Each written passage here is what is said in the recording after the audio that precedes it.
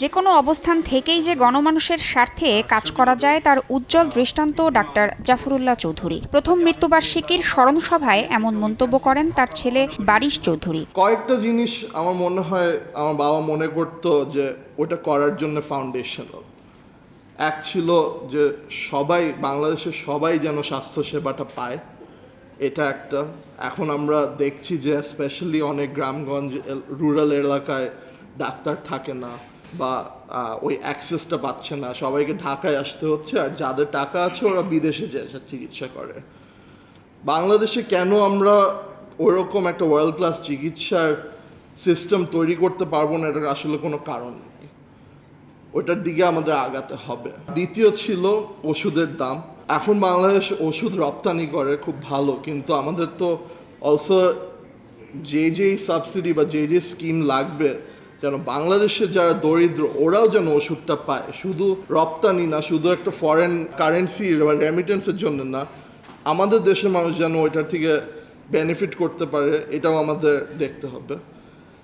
আর তৃতীয় ছিল হলো উইমেন্স এম্পাওয়ারমেন্ট বা নারীদের এম্পাওয়ারমেন্ট।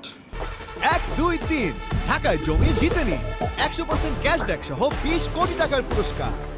অগ্রসেনানী এ ব্যক্তিত্বের প্রথম মৃত্যুবার্ষিকী উপলক্ষে তার বর্ণাঢ্য জীবন নিয়ে ঢাকা রিপোর্টার্স ইউনিটি মিলনায়তনে আলোচনা সভার আয়োজন করে বাংলাদেশ পেশাজীবী অধিকার পরিষদ। অনুষ্ঠানে গণ অধিকার পরিষদের আহ্বায়ক নুরুল হক নূর বলেন, ডাক্তার জাফরুল্লাহ চৌধুরীর আদর্শ সমাজের সর্বস্তরে ছড়িয়ে দিতে প্রধান দায়িত্ব নিতে হবে নতুন প্রজন্মকেই। এই দেশের প্রতিটি অসহায় সুবিধা বঞ্চিত মানুষের কথা তিনি ভেবেছেন।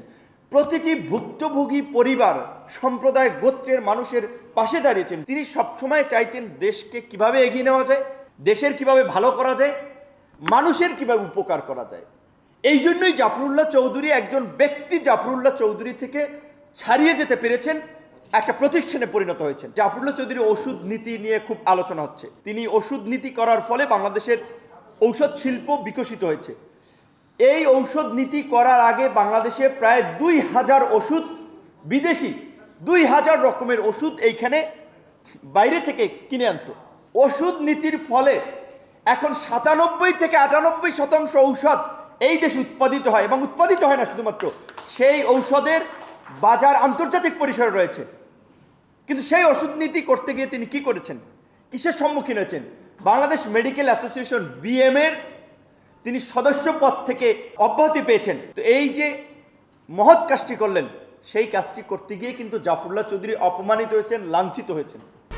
1, 2, 3 ঢাকায় জমি জিতে নিন 100% ক্যাশব্যাক সহ 20 কোটি টাকার পুরস্কার।